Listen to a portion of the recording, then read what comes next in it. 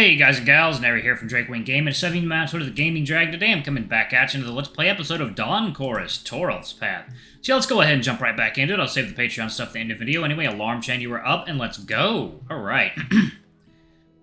Which one is the classic one? Some of y'all wanted me to do Southern voice for Torulf, so I'll do that. A strong ale, that's the most popular one. Personally, I like dark ale the most. It's sweeter and more complex, sort of bread-like. Bread-like? I'll try all three, probably, but I'll start with the classic one. A good choice, too. I'll go order. I follow Torulf with my eyes as he walks to the counter and leans on it nonchalantly, raising his paw to catch the bartender's attention. It's incredible how much feline grace he has. His steps are measured and elegant. The way his tail swishes behind him slowly is hypnotizing. Seems like he and the bartender know each other. He greeted the tiger with a paw shake, a wide smile on his snout. I guess that Torulf was a regular here, but I didn't realize he would be remembered by the bartender years after. He probably fucked the bartender. I put my paws on the table and look at them. For some reason I feel a tad tense. I didn't understand why. I glance at Lake and he's looking away. I don't know when it happened, but there's more distance between us now, an invisible barrier that's almost palpable.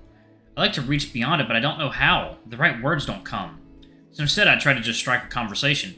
Nice place, isn't it? Oh, yeah, I like the student bar that's near the campus, but this is fancier. Have you ever been here? Have you ever been there? Oh, no, I haven't really been to bars. This is a first time for me. Ah, I see. More silence. Ah, I miss this place. Everything looks exactly as it looked when I was living nearby. The bartender remembered me even, and for a good reason. I've left quite some money here. Our beers will be here in a moment. I got some nachos, too.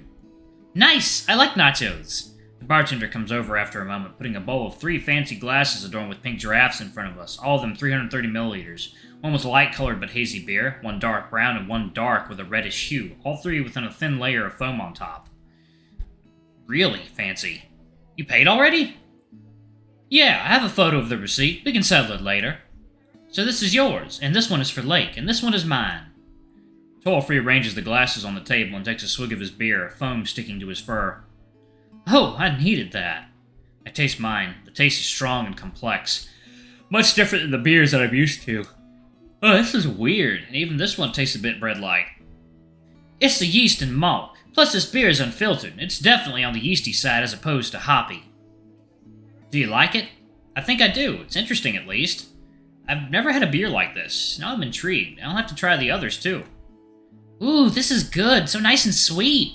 But really strong, too. Not like these summer beers with fruit juice.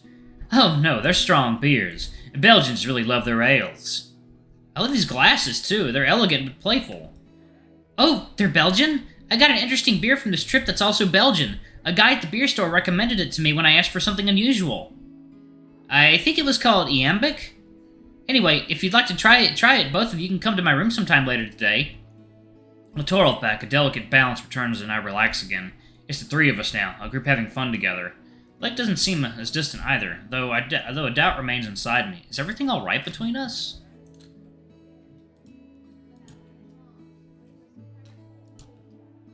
He views you as competition, buddy boy. I wish I could have seen this situation from his point of view. Nobody knows, understand what he's thinking. Torulf goes to order another 3 beers, and they arrive a moment later. A fruit one for me, dark ale for Lake, and another for Torulf. Oh, it's not as sweet as I imagined. It's more tart and still tastes strong. Yeah, but it's not overly sweet. Unlike you. Something itches inside me. I like to hear that from Torulf, too. Him telling me I'm sweet. But as we sit and talk, my attention slowly shifts from Torulf to Lake, curious about the line and the change in his behavior. I wish I could just talk to him, just ask him questions about himself and his situation, but with Torulf around, I can't. I need an honest conversation with this lion, but instead I'm navigating through this complex maze of social conventions and the intricacies of the situation that I'm growing tired of. I can easily see how close to Torulf Lake is sitting, how he starts laughing at his jokes immediately, how red the tips of his ears get when the tiger praises him. He doesn't hide anything now, under the influence of alcohol, and even if he tried, his body language would betray him. I know, of course, I know, but I don't want to acknowledge it. And all I want is an honest contact. I want to be able to talk about the situation with Lake. Another one for you? I glance at the watch. It's an hour and a half to the bus. Still a lot of time. Yeah, I have one more to try. I'm fine. Okay, I'll go order 2. Lake looks down. He's been avoiding eye contact with me for some time now already. You know, Yeah? There's something dark in Lake's voice. I haven't heard him speak like that ever before. He seems hesitant to continue, massaging one paw with the other. But finally, he looks straight at me. Oh. Yep. He can't be mine, but I don't want him to be anyone else's. You won't have him either, don't fool yourself. And it's not up to me. Yo, what was that? My paws itch. Why did I agree to come? Oh, like left, okay. And I got him. No! Oh, this is from... Okay. From Carvine's perspective. From Blake's perspective. Torulf comes back, 2 glasses in his paws. Both are filled with dark liquid, like dense sap. Sitting down, he rubs my ear affectionately. A swift movement sneaks so that Carvine wouldn't notice. A new song starts playing. I know this one. It played in the bar when... Suddenly I get an intense feeling that I've seen this very scene before. Got you a drink. So, what's your name, cutie? I'm Lake. So, what's a piece of cake like you doing in a place like this alone? Sure you can't be lonely.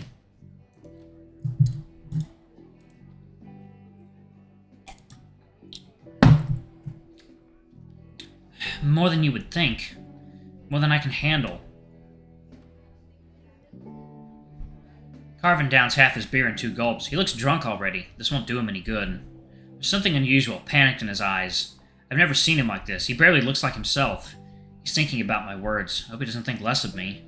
Or that I want to scare him away or something. Is it stupid to reach out like that? I can never tell when I drink. I don't think I should drink at all. My thoughts feel clear, but I know they aren't. They're like frames, self-contained frames, little realities, and they make sense only inside them, and inside the state I'm in. I wish I was sober. What was that? Oh, that's a tiger. I wish I was drunker. I don't want to think, why does everything have to be so complicated? I only want simple things. I want to be held, and I want to be wanted. I want contact. I want to feel close to someone. Beyond this empty world of pleasantries, beyond physicality. I downed the rest of my beer in 2 gulps. I don't really register the taste. The thought that I was supposed to savor it comes to my mind later, but I can barely feel the aftertaste in my maw, too. I'm numb. Even my tongue is slightly numb. I'm numb inside, too. And the numb me, the very core, bereft of body, swims in a sea of bleakness, darker than the beer I've just finished. How strong is the beer? 1 second, y'all. Gotta get my throat configured real quick. I think it's 9.5%, but I'd have to check. 9.5%? I couldn't really tell, but now it checks out. It makes sense. I don't know. My thoughts trip on themselves. Can I count on Torulf to get me out of this? Like, Lake? Anyone? Oh. Okay, we switched back. Okay. Lake's words echo in my skull. You won't have him either. Who do I really have? Nico? I haven't spoken to him in 3 years, but he hasn't stretched out to me since. Reached out.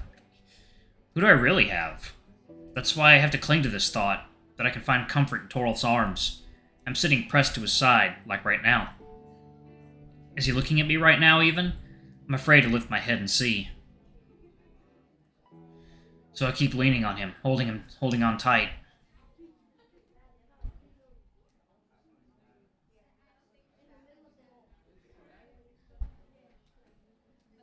Ooh. Okay. What are you dreaming about? A green meadow? A crystal clear stream cuts through it, full of goldfish and tiny tadpoles swimming around curiously. Above the cerulean sky, the clouds sailing across it. They're big and so white, like sheep's wool, and I want to reach out to them, grab one, and cover myself with it. Second, y'all. Water, coffee time. Alright, guys and gals, and we are back. Okay. And us, sitting in the middle of it all. Your head is on my lap already, and my paw's on your head. It's nice to live inside a dream. I do that too, you know. What do you dream about? Praise. Huh. Dreams about praise. Torulf. Dogtooth? What? Is this a side chapter? Strap your seatbelts, please. We're leaving in a moment. The bus doors close with a hiss followed by the engine's low rumble, like a beast waking to life. Everyone's in, and without any delays, the vehicle starts. Soon we're out of town, back in the woods. The dense forest scrolls behind the window, blurring into an abstract mess of dark, mossy green, brown, black, and sparkly white. Is this... I can't tell whose perspective this is. I have to look away, focusing on the nondescript beige of the bus's upholstery above my head, reading lights and vents fitted into it alongside a few LEDs like a futuristic dashboard. I haven't felt this nauseous since forever. I forgot how bad of an idea it is to mix alcohol with bus rides. I can only hope I make it to the guest house without any incidents. Thank heavens we found a place in the back, alone, where it's quieter and I can focus fully on the monotonous sounds of the road. Stupid, I didn't even notice when I got so drunk. I just hope I don't get a massive headache this evening. Oh, okay, so we're talking through the perspective of either Lake or Carvine. Feeling any better? No, worse. Not good. Do you need a bag? Not yet. Let's hope I won't. I leaned my heavy head on his shoulder, hoping that it would help with the road sickness, but it doesn't do much. I can feel the vibrations from the road in my cranium through his arm. Then his paw rests on top of my head and starts petting me slowly. I close my eyes and focus on the sensation, soothing and pleasant. Yeah, this is helping. Sorry. It happens. I snuggle into him, my snout pressed flat to his arm and my arm on his chest. My mind quietens the tender petting doing wonders on my scatterbrained state. Suddenly I feel a nip, uses the occasion and nibbles my ear playfully, discreetly. I'm getting a hard-on on the bus again, and this time with someone's help, at least. Can someone see us here? I hope not.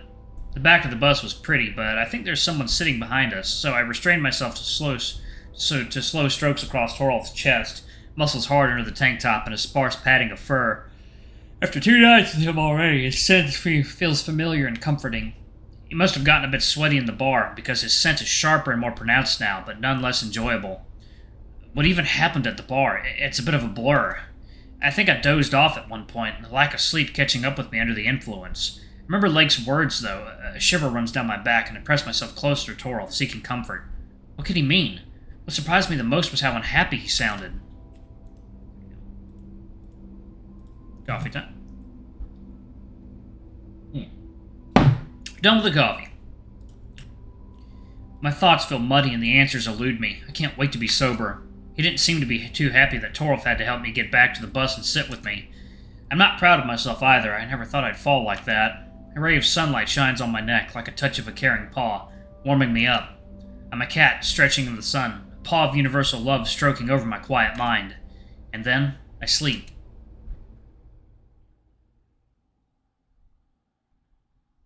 Oh, nice one. Will you make it back to your room? Yeah, I'm feeling much better. It's good to be out of the bus. My stomach settles finally, and I'm mostly sober already. Sorry that you had to see me in that state. That's on me. I didn't know you're this much of a lightweight. Alcohol's expensive. Anyway, I'll be going. I think I need a nap. Have fun. Will you be at the film tonight? I'll try to, yeah. That's the plan. How about you? I think I will, but I'll see. I'll go for sure. I'm curious what we'll be watching, and also it's right after supper. See you then. See ya. See ya. My room is just a flight of stairs up, but it seems so far away, and getting there feels like so much effort. Discouraged, I direct my steps into the corridor and up the staircase, not feeling like talking with anyone anymore. But once I'm here, I feel a relief wash over me, and then the calling of the bed, a siren song that I cannot resist. Dropping my bag at the door and ditching the shoes and socks, I hop straight onto the bedding and curl up, just enjoying the simple pleasure of laying in a fetal position. Then I start feeling cold and cover myself with a duvet, feeling so comfy I can imagine myself sipping on some warm cocoa. I'll pause it right there, y'all. Thank you all so much for watching. Don't forget to like, comment, subscribe, ring that notification bell, and check out our Patreon if you can. It always helps. Before I go, I'm going to give a quick shout out to our lovely bronze tier patrons. Thank you all for all you do for the channel. We greatly appreciate your support. Thank you to our silver tier patron, Cade Silverman. Thank you going a bit above and beyond. It's greatly appreciated. Anyway, if y'all want to get your names in the credits, get access to all of our not safe for work content as little as $5. Alrighty, I love you all, and I'll see you all in the next video. Bye-bye!